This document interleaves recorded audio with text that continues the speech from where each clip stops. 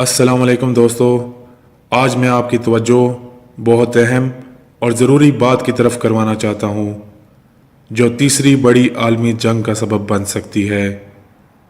میں ایک بہت اہم ایشو کے اوپر بات کرنا چاہتا ہوں۔ آپ لوگوں کو علم ہے کہ اس وقت سوشل میڈیا پہ پاکستان کے اندر بھی ایک ایشو چل رہا ہے جو نیدرلینڈ کے سیاستدان اور پارلیمنٹیرین گریٹ ویلڈر ملعون شخص کی وجہ سے ہے۔ اس شخص نے گستاخانہ کھا کے 2018 مقابلے کے نام سے ایک بہت ہی شرانگیز قسم کا سلسلہ شروع کیا ہے۔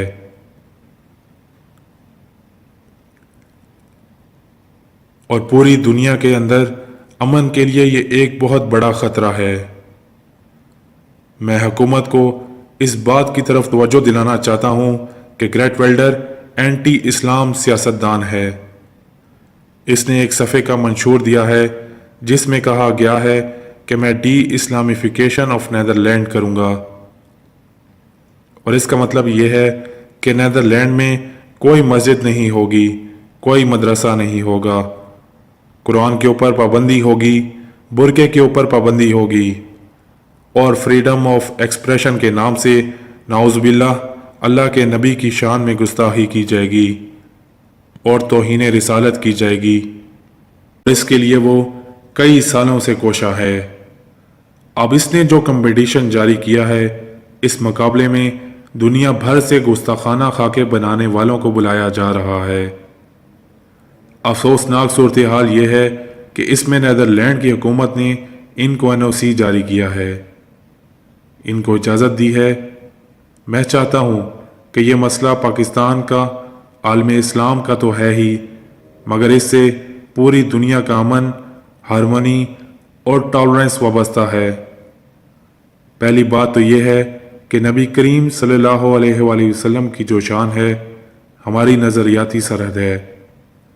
اگر کوئی ہماری جغرافیائی سرحد پر حملہ کرے تو ہم ساری چیزیں چھوڑ کر اس پر بحث کریں، لیکن جغرافیائی سرحد سے زیادہ اہم نظریاتی سرحد ہے، اس لیے کہ نظریہ پہلے وجود میں آتا ہے اور جغرافیہ اس کے بعد نظریے کی روشنی میں وجود میں آتا ہے۔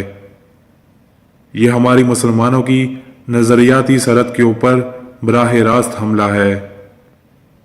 اللہ تعالیٰ نے پاک کلام میں فرمایا ہے، جس کا مفہوم ہے کہ پیغمبر کا مومنوں پر ان کی جانوں سے بھی زیادہ حق ہے۔ ہمیں اپنی جانوں سے بھی زیادہ اپنے پیغمبر صلی اللہ علیہ وآلہ وسلم زیادہ عزیز ہیں۔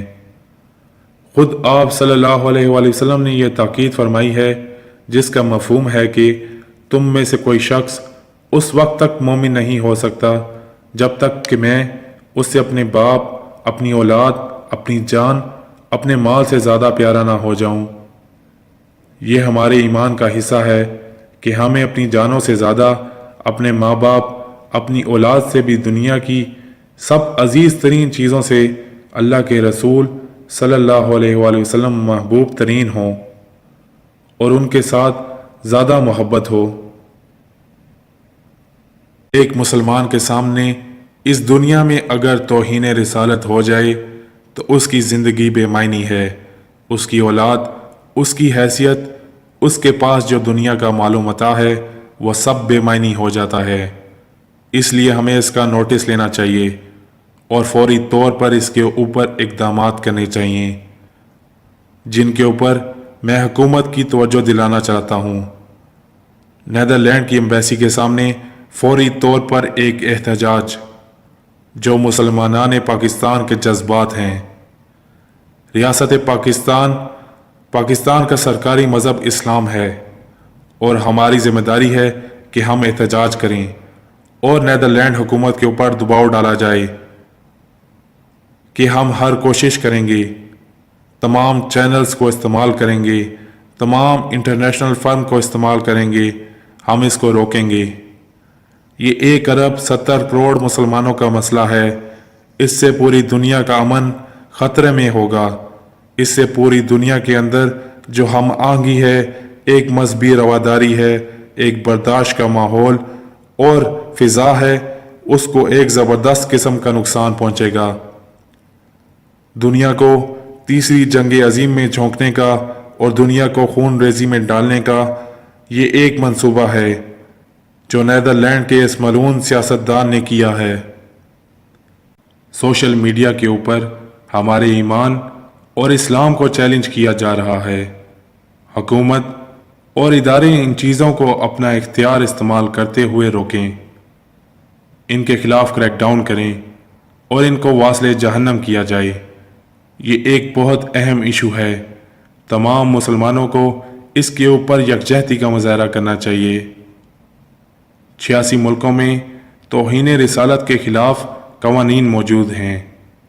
ہمیں انسانیت کے ضمیر کو جھنجھوڑنا چاہیے، اور وہ پیغمبر کہ جنہوں نے عورتوں کو حقوق دیے، جنہوں نے جنگ کے اندر بھی کہا کہ عورت کے اوپر ہاتھ نہ اٹھایا جائے، بچوں کے اوپر ہاتھ نہ اٹھایا جائے، یہاں تک کہ جو پودے ہیں، درخت ہیں، جو ماحول ہے، اسے بھی نقصان نہ پہنچایا جائے۔ اسلام سلامتی کا مطلب ہے، اسلام امن کا مطلب ہے۔ جو ہمارے امن کے پیغمبر ہیں، ان کی شان میں یہ گستاخی ہمیں کسی صورت برداشت نہیں ہے۔ بروز محشر تو ماں بیٹے کو نہیں پہچانے گی، باپ بیٹے بیٹیوں کو نہیں پہچانے گا، بھائی اپنے بھائی کو نہیں پہچانے گا۔ اگر ایک ہستی ہے پہچاننے والی تو وہ میرے آقا کریم صلی اللہ علیہ وآلہ وسلم کی ہے۔ آج کی امت کیوں خاموش بیٹھی ہے؟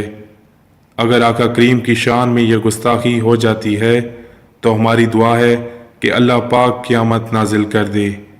کس منہ سے ہم درود و سلام پڑھیں گے، کس منہ سے نعت خوانی کریں گے، کس منہ سے مسجد میں جا کے نماز پڑھیں گے، اللہ کی عبادت کریں گے؟ نماز میں بھی آقا کریم صلی اللہ علیہ وآلہ وسلم پر درود و سلام پڑھا جاتا ہے۔ ہارون رشید سے پوچھا تھا امام مالک نے، اگر نبی کریم صلی اللہ علیہ وآلہ وسلم کی گستاخی ہو تو امت کو کیا کرنا چاہیے اگر وہ دفاع نہ کر سکتی ہو تو آپ نے فرمایا کہ ایسی امت کو مر جانا چاہیے، خودکشی کر لینی چاہیے، خودارہ متحد ہوں۔ اگر ہمارے دل میں نبی پاک صلی اللہ علیہ وآلہ وسلم کی محبت نہیں ہے تو کچھ بھی نہیں ہے، ہمارے پاس ہمارا ایمان سب ختم ہو چکا ہے۔ حکومت پاکستان ہمارے ایمانی جذبات، ہمارے اسلامی جذبات کی ترجمانی کرے اور اسے ہر صورت میں روکے۔ یہ دنیا کو تیسری جنگ عظیم میں دھکیلنے کی سازش ہے۔ یہ وہ لوگ کر رہے ہیں جو امن کے دشمن ہیں۔ فریڈم آف ایکسپریشن کا مطلب یہ نہیں کہ کوئی رسپانسبلٹی ہی نہیں ہے، یہ ذمہ داری کے ساتھ ہی جڑی ہے۔ بغیر ذمہ داری کے کوئی فریڈم آف ایکسپریشن نہیں ہوگا۔ آپ صلی اللہ علیہ وآلہ وسلم کی شان میں گستاخی کرنا ان ملعونوں کے نزدیک کوئی بڑی بات نہیں ہے۔ ہالینڈ کے مسلمانوں نے تمام اہل اسلام ممالک سے یہ اپیل کی ہے کہ وہ اپنے ذرائع سے ہالینڈ کی حکومت پر دباؤ ڈالیں کہ وہ یہ نمائش روک دے، ورنہ نتائج ان کی سوچ سے بھی زیادہ بدتر ہوں گے۔ تمام عاشقان رسول سے پرزور اپیل کی جاتی ہے کہ اس پیغام کو زیادہ سے زیادہ آگے پہنچا کے ہالینڈی یہودیوں کو اتنا ذلیل کروائیں کہ وہ اس ضلالت سے تنگ آ کر اس نمائش کو ترک کر دیں۔ جس کے دل میں عشق رسول صلی اللہ علیہ وآلہ وسلم کا ایک ذرہ بھی ہوگا وہ اس پیغام کو ضرور شیئر کرے گا۔ اپنی رائے سے کمنٹ میں آگاہ کیجیے گا۔ آپ سے ملاقات ہوگی اگلی ویڈیو میں، تب تک کے لیے اپنا خیال رکھیے گا۔ اللہ حافظ۔